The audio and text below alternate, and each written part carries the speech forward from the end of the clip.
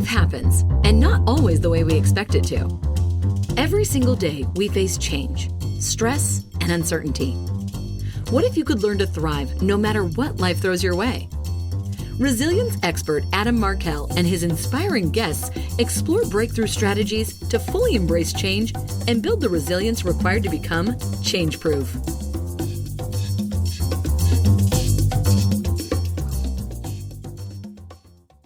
Welcome back to another episode of the Change Proof Podcast. I'm your host, Adam Markel. I'm so happy that you guys are here with me today. I want to share a little bit about my guest and then get right into this great interview. Her name is Sue Mann.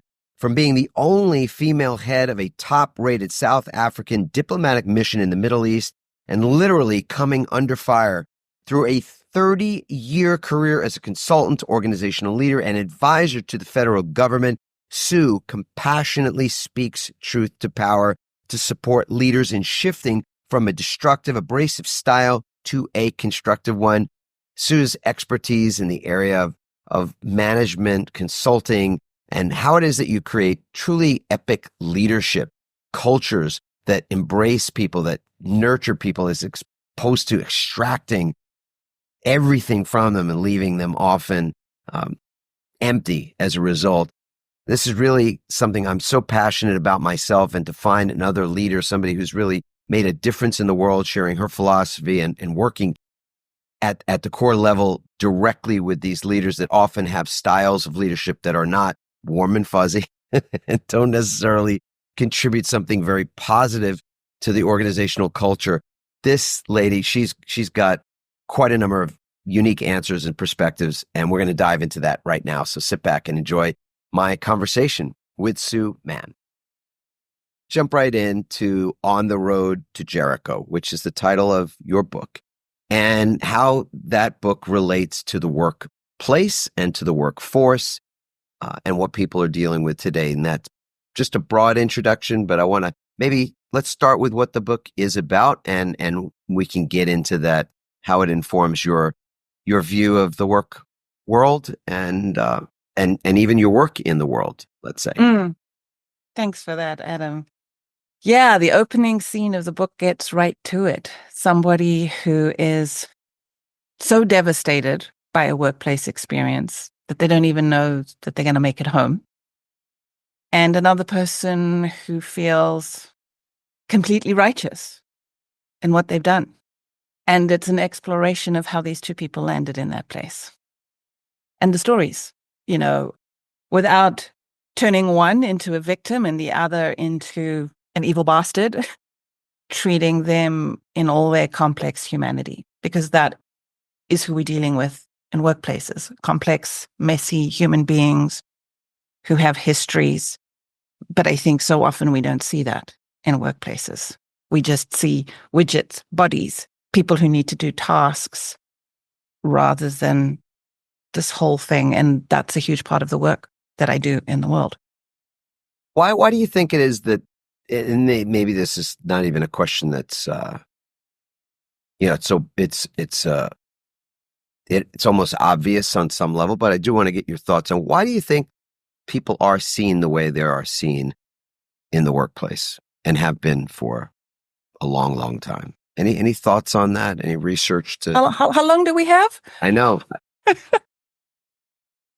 I think it's many, many reasons, Adam. I don't think there's a simple reason.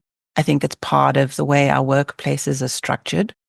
It's how we're socialized and cultured, the culture that we come into. It's around what gets rewarded and what doesn't, around profit and profit requirements. And therefore, do we see people, we call them resources, or what do we do with resources? We mine them, we extract them to get the most value out of them. But human beings are not gold to be extracted from the earth, Although on that note, there's an absolutely beautiful, beautiful quote from Andrew Carnegie that people are developed the same way gold is mined. In the process, several tons of dirt might be excavated, but you don't go in looking for the dirt, you go in looking for the gold. And, I think it starts there. What is work? What is it about? How are organizations structured? And then just the language we use that we land up seeing, there's so many comparisons between people and sort of trying to compare them to computers, streamline, optimize, get greater efficiency out of them. It's like just in that language alone, we're dehumanizing people just a little bit and we're objectifying them just a little bit. And that just starts the process. I mean, I'm not saying it's wrong. I think the language, I'm just going to jump in for a second here on that because, so I don't forget actually, even though I'm writing notes as we're speaking, language is really important. And I appreciate very much you pointing that out. And human resources, there's an interesting history around this I find intriguing. And I want to ask you, well, before I get into the little history, what do you think of the term? I mean, you've already indicated with respect to resources that we mine them, we extract them. I'd rather just call it what it is. Is it an appropriate term today in this day and age to call the group of folks that work human resources? They're just people. So it used to be this. I guess this will be the dive into the history. People used to be called personnel at work. They were referred to as personnel. It was a personnel department. So some of us might be even recall when that was the case. But in the early 80s, it shifted from sort of personnel or personnel department to human resources. And I'm just curious, what any thoughts? We didn't prepare for this, so just getting your off the cuff opinion of it. But you think one term is I think we constantly evolve our language, and we should. Is that, I guess that's my question. Is this an evolution? Because evolution to me is about growth and the opposite is devolution or entropy or whatever you want to call it. But so are we at a point where the term human resources might not be the best term to move forward? I suspect that when we moved from personnel or personnel department as a way to seems very cold and it's not it doesn't feel like really embracing the people aspect of it. So when we move to human resources as a term, as a way to describe the function and the like, I think perhaps there were some folks thinking that was warmer and fuzzier, that was more inclusive, that would be more empowering to workers. And yet, I agree with you. I think that the terminology human resources implies that people are assets and things that you can extract something from. And I'm asking, in your thought, in this day and age, in 2024, is it potentially time to pivot away from human resources as a term to describe our workforce and potentially be referring to that group differently? I think we're already seeing it, Adam. There are many organizations that now refer to, the people department or the chief people officer, the CPO, as opposed to the CHRO. There are many organizations that are already doing this. I think it's starting to happen already. Yeah. And yes, I mean, language evolves. I'm seeing those roles, these sort of the titles for roles change and embrace, like you say, at CPO. I haven't seen any departments that have been renamed from HR. HR is really well embedded in the culture. It's absolutely become the shorthand, and I think we're at the messy change. I think we're at a messy inflection changeover point. Some things are changing, some words stay, and where will we be in the next 20 years? Who knows? That's a good thing, I think. But I think that we are starting to see this happen, because I think what we're seeing more and more is like people are saying, see me as the human being that I am. Right. So let's dive in.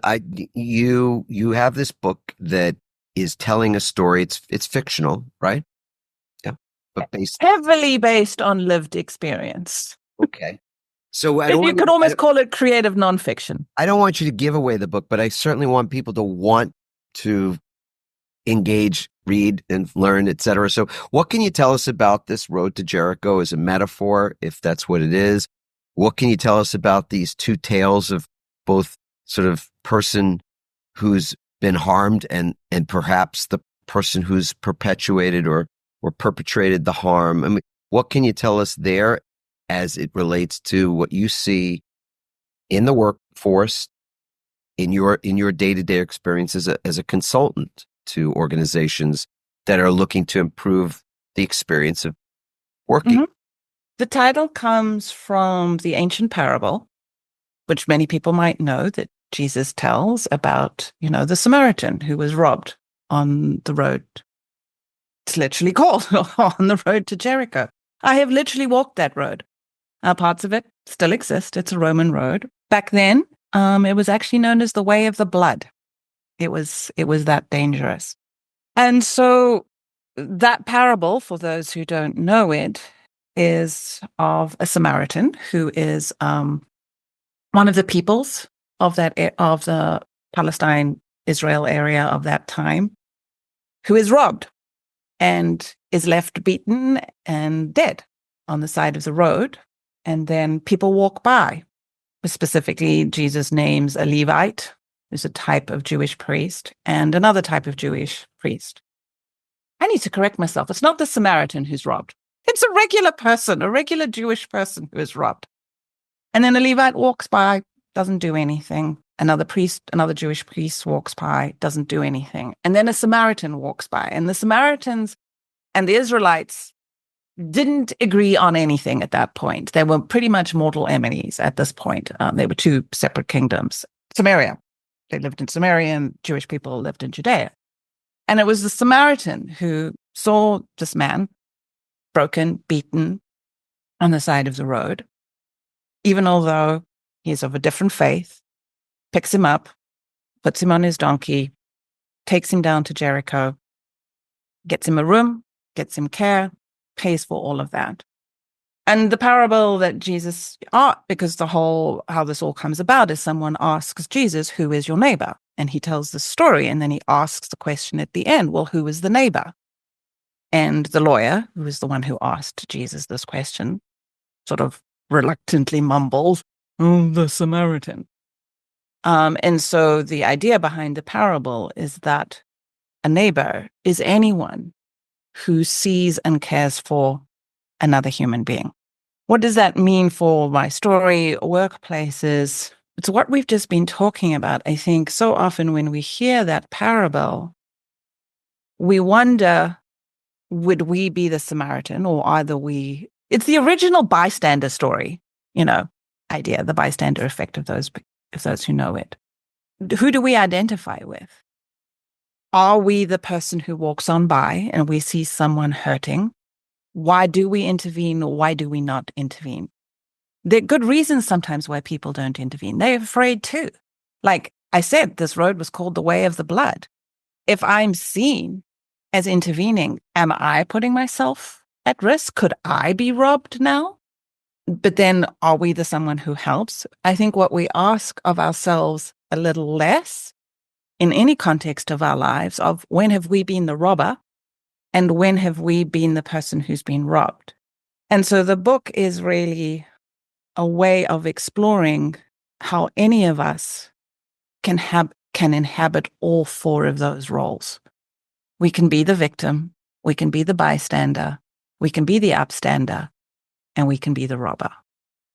In any context in our lives, at work, at home, in our social lives, all of us have those capacities inside of us. Different situations and contexts will bring one out rather than the other. And what are the consequences to us and to others when we're inhabiting any one of those roles? Yes. So in the workplace, what are you seeing that is either represented in that book, or how does this, in fact, because I this is not part of our conversation just yet, but it's part of what we discussed before we even started to record. That's why I'm asking you, is how does this book or what that journey is, and again, don't want to give away the entire book.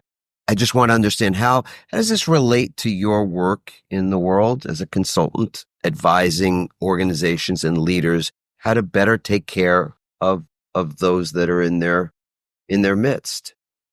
I got into the work I do because I went through an experience of workplace bullying. And so in this context, we have the robber and we have the victim. It was an absolutely devastating experience. And it's almost too easy to cast them into these simplistic roles. But it's what got me into coaching. I am now someone who coaches these abrasive leaders. It's part of the work that I do. They are not evil bastards. Everyone likes to think that they are. Well, some of them are, but relatively few of them. What we see is that our workplaces, we talked about at the very beginning, they socialize us in certain ways. And one of the ways they socialize us is into thinking that we need to be aggressive, assertive, dominant, task-focused, controlling in order to, extract value from people. But when I work with these people, what you really find is no one has shown them a better way. They themselves are highly stressed out human beings under huge pressures to demand and perform. And they are taking their stress out on other human beings. Hurtful, harmful, unhelpful, all of that, not excusing the behavior, not in any way. But can we see that they too are struggling humans? Because when we see them also as struggling humans, then what do we bring them? What do we need to bring them to help them learn a better way to do things? Then, of course, we have all of those bystanders where we see these toxic dynamics at work. But do we say anything? Do we intervene? Because it's very scary to do so. We know our jobs could be on the line. We know it risks a backlash. We risk retaliation, especially when they're power dynamics. So yes, this very much plays out. It's the whole, and then how do we become the upstander? How do we move from being the bystander to the upstander? Again, recognizing humanity, not telling people, oh, you just need to, put your big girl pants on and just say what needs to be said. What is an upstander? Because that's language I think that might be new for some people. Bystander we've heard, but upstander not so much. So, I just want the upstander is the someone who sees something that is not good and chooses to say something, intervene, stand up for someone. In other words, they are putting themselves at risk in some way. It's generally better in workplace dynamics if there's not a sole upstander, if it's a group.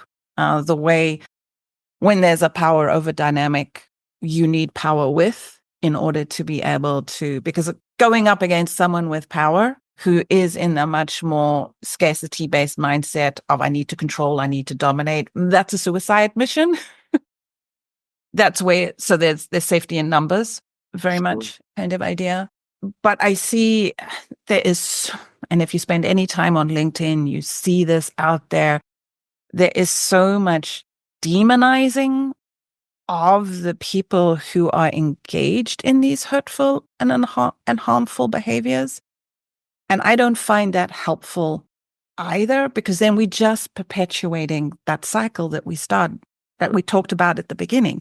They are also human beings. I don't want to gaslight anyone's experience. I've been there. I know what it's like. These are some of the most traumatic experiences people go through in their lives. I was literally just talking with someone about that this morning. It's like, until it's sort of like, it's destructive at the cellular level, because you start to question every part of who you are. This is how it messes with our psyche, these experiences at work when they're truly that toxic. Sure. So that is true, but I don't find that we solve the problem by then just demonizing people. What are some of the solutions then to the problem? Because I think there's bad behavior at work. That has not changed. It's been the way, that's. If anything, it's escalating, Adam. You think it's escalating as well. Yeah. So People are more and more stressed out. Mm-hmm.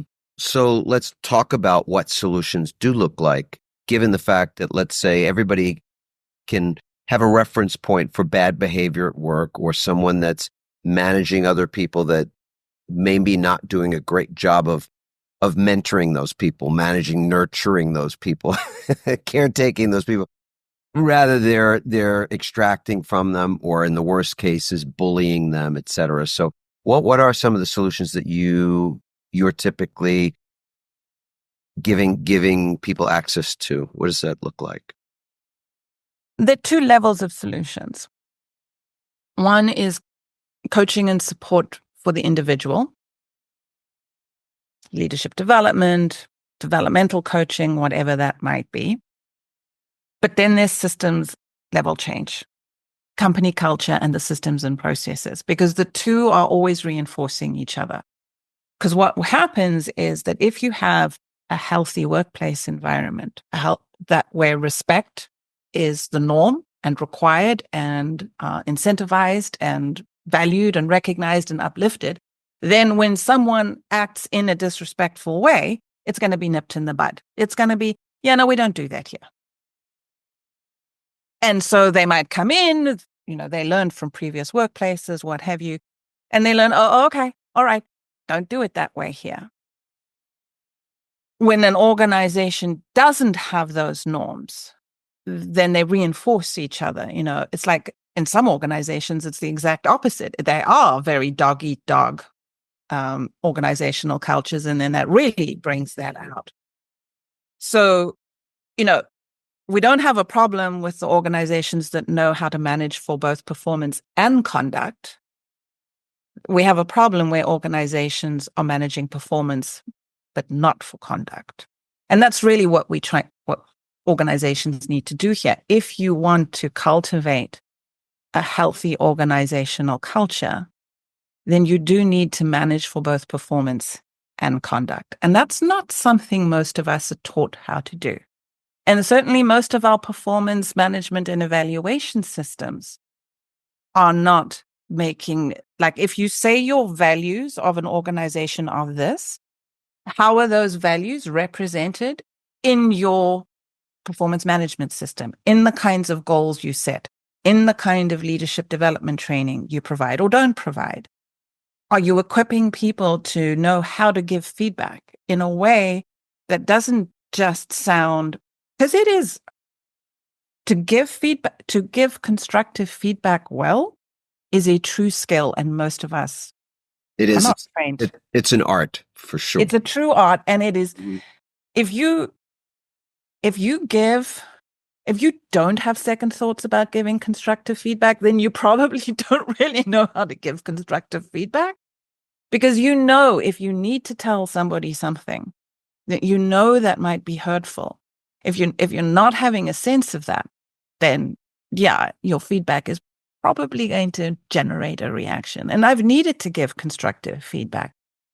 And I remember one situation really well. It's like, I knew this feedback was going to be hard for someone to hear. So I didn't expect them to take it well, but could I hold them with compassion and kindness? Even as that's the radical candor idea, right? I could hold them with compassion and kindness, even as I had to say, this was not okay. It really wasn't okay. How can I support you so that doesn't happen again? Because if that happens again, I'm going to need to say, you can't be part of this group, because that compromised the entire safety of the group. And then what happened after that was sort of like, I followed that up. How are you doing? I knew it was going to take time to process through. How can I support you? Checking in with her. And she went through all the cycles. And so I'm going in tangents here, but I think it comes back to, you asked, how do we change this? There's the individual and there's the culture systems piece, where organizations need to take a really hard look at, what are they truly incentivizing? Because you get more of what you measure, and you reward and you pay attention to. Yeah. I mean, I think you broke it down as I was listening and writing and thinking about it myself, that managing for performance and managing for conduct are two very different things, and they reinforce one another. They support one another.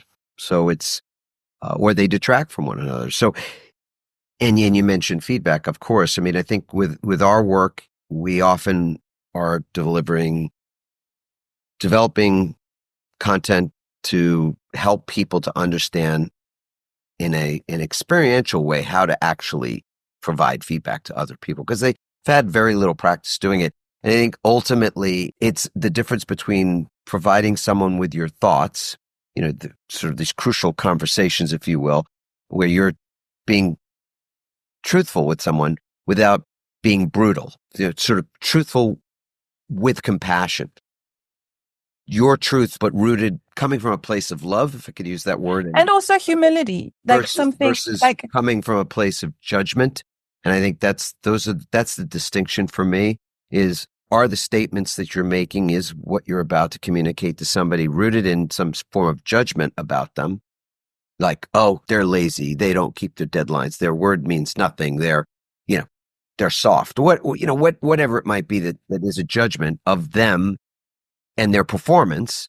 Or is it coming from a place that, again, using the word love here in, the sense of, I see the potential in this person. This person clearly can do really great work. And there's so many aspects of that person that are a great fit in our organization. If we could, get that person to work in this area, focus in this area, develop themselves in this area, then they would be an exponential benefit to all those around them. That's a different place to start your conversation from than the place. Right. And I wonder if I'm going to have to fire you. Do you see the gold or do you see the dirt? Feedback coming from the place of, you see the gold. Let's bring out more of the gold. Right. Just lands so differently than feedback that comes from the place that's only focused on the dirt and doesn't see the gold at all. And just, coming back to the book, I knew I'd hit on the right editor when she sort of her pithy way of saying with this was, I don't think you need to punch the baby in order to get it to grow up, because, our books, they feel like our babies, right? You've written a book, you know what it's like. But they need work. Absolutely need our editors to give us constructive feedback, all the ways that we've sort of not told the story or not been coherent or clear or whatever it is. Do we go in? Do we see the gold? And do we help develop that gold? And I think that's part of, a huge part of what makes feedback land or not land so well. And it's it's hard sometimes to see our judge. Oh, yes, of course. I mean, in working inside these organizations as you have been embedded there, are there other things that you're seeing as part of the culture? What can you say? Here's a direct question. Has the culture changed between what existed before the pandemic and now, the pandemic being in our rearview mirror, but people still really having been affected by it, still feeling the effects of it, but we're on the other side of it? Have you seen any change in organizational culture pre and post? Yes and no. The good organizations got better, and the bad organizations got worse. I think what I've seen is those who already had a glimmer around some of the stuff and culture and the importance of people, and that creating environments where people do feel that sort of psychological safety, which doesn't mean so many people think psychological safety doesn't mean we have hard conversations. That's not at all what psychological safety means. Psychological safety absolutely means we have the hard conversations, but we have them how we've been talking about.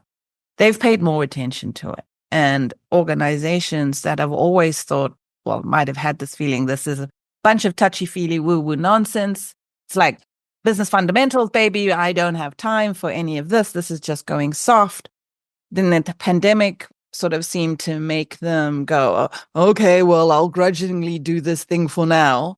But then as soon as sort of that started to scale back, they came back almost in some ways harder on, well, this is what we need to pay attention to. And my answer to that is it's not one or the other. They're at the neurobiological level. When people are in a state of stress, they're using some parts of their brains and not others. When we are in a state of feeling what we call safe and social, we are using other parts of our brains, much more of what we call our prefrontal cortex when we're in that safe and social state. It turns out our prefrontal cortex, this is the home of our executive function, is where all our best thinking happens. It's where our most innovative solution comes from. It's where our ability to not just get tunnel vision and to think more holistically and brainstorm and ideate and come up with better ideas. We come up with better ideas, better solutions to challenges when we are not in this, oh my God, I'm going to die state. And so it is better for businesses. It shows up in the bottom line. So there doesn't need to be a trade-off between its business results or it's treating people like human beings. It's like you treat people like human beings, they do better work, they do become more productive, more efficient, more creative, because you haven't whipped them into doing it. And then you don't have the burnout, you don't have the turnover. So it really just makes business sense. And some of what HR practitioners, there's that term again, I think part of what I do is I sometimes help them make the business case. People want to make the moral case, and I get it, that's completely right. They're not wrong, but it's not enough. Businesses are businesses. You do need to respect that. Make the business case. Show them the consequences of, and some businesses just see a certain amount of turnover as just part of the business. And yes, that's true to a certain extent, but it's also not true in other cases. So it's sort of like do the work, do the numbers, do the math to surface what this is really costing. And when businesses actually see the numbers on the insurance policies, on the number of sick days, on the number of medical leaves of absence, on revolving doors in certain departments, on turnover between different departments, then they start to see, oh, no, this just makes business sense now. And so I don't want to make the case of, oh, this is just, the right thing to do. It is the right thing to do, but it's also the right business thing to do. Yeah, I think it's very powerfully stated. Thank you for stating it just that way. I think you just, for me, nailed it, that it's more than just making the moral case for treating people well or for wanting people to do well and thrive and all of that. There's a business case, a numbers case, and business is about numbers. And we can't ever lose sight of that. Not if you're in business. Because if the business isn't business, there are no jobs to be had. Yeah. So almost goes without saying, but we have to state it. It's obvious. But again, the contrast between making the moral case and the business case, and really it's both. Exactly. Yeah. But the moral case is the business case. I think that's what I'm saying. But people stop at making the moral case, and then they get themselves all in a high dudgeon about the fact that business leaders don't care. It's like, no, but you haven't shown them why they should care. So the moral case is the business case, but you actually need to state the business case. So my last question for you, just because I've loved where we've taken the conversation, I would recommend, I'm going to get a hold of your book, your brand new book, and others I'm sure will as well, The Road to Jericho. I want to see how that story ends. Now I'm very curious. I would like to know if you had a crystal ball, or maybe you do, to what degree are you seeing things in regard to the future of work that you'd like to share with us? Things to do with culture. It could be a recommendation, or it could be just something you see on the horizon that that maybe some of us aren't seeing or aren't focusing on? I'm really seeing and celebrating and uplifting the people who keep on talking about these are human beings. And I think the more we frame that and understand that and acknowledge that, then the more the other things come. And readers, if they want to find the book, I am publishing it a non-traditional way. They will find it on Substack. So it's not, don't look for it on Amazon or something. So if they just need to go to ontheroadtojericho.substack.com, and that's where the book is. And it'll be part of our show notes. So the folks that are regularly consuming the content here know that they can get all those links and things in the show notes. So we'll have that there as well for you all. Again, Sue, I so appreciate your insights today and your time. And I loved where our conversation took us. And I'm excited to see the evolution that you were describing, where we're finding that there's not a distinction between the moral case and the business case for taking better care of those folks. We like to refer to that as creating a got your back culture versus a CYA culture, which is a very different animal. But for today anyway. Again, that's the difference between bystander and upstander, right? The got your back, I'm the upstander. The CYA is like, I'm going to protect myself first. Indeed. Beautiful. Thank you so much, Sue. Well, I hope you enjoyed my conversation with Sue Mann today. Really, I thought covered some interesting things, starting out with her book On the Road to Jericho and that particular example of how it is that we treat one another, and then looking at that through a different lens and seeing where these things show up in the workplace. It's obviously a very difficult job to manage performance and manage conduct, and often that difficult task, and sometimes an untenable task, sits in the lap of the person that is in the human resources department, those HR professionals, as well as people that are in organizational development and training and development, and anyone who's a people leader. We're constantly sort of faced with these competing priorities. And what I loved about Sue's descriptions of things today and the language that she used and the way she described even the moral case and the business case for really taking better care and nurturing our talent in a better and more effective way, but taking care of them, having their backs, as we like to call it, the got your back environment and culture even, versus the CYA culture that we're all, or many of us, are familiar with. We talked today about how it is that we can better serve our communities, our workforce in general, by leaning into these principles, learning how to provide valuable feedback, crucial conversations that come from a place of love versus a place of judgment, as an example. And if we can help people to understand, not just in sort of principle or on a philosophical level, what that looks like, but actually give them practical, experiential moments to practice giving and communicating feedback to other people in a way that builds them, that fills them, that doesn't steal from them or take something from them, but rather allows them to be filled up so that what overflows is valuable to them and valuable to all the people that are impacted by their work in the world. I think we're tracking something that's better. We're on an evolved path versus, in a way, just sort of repeating the mistakes of the past. So great insight from Sue.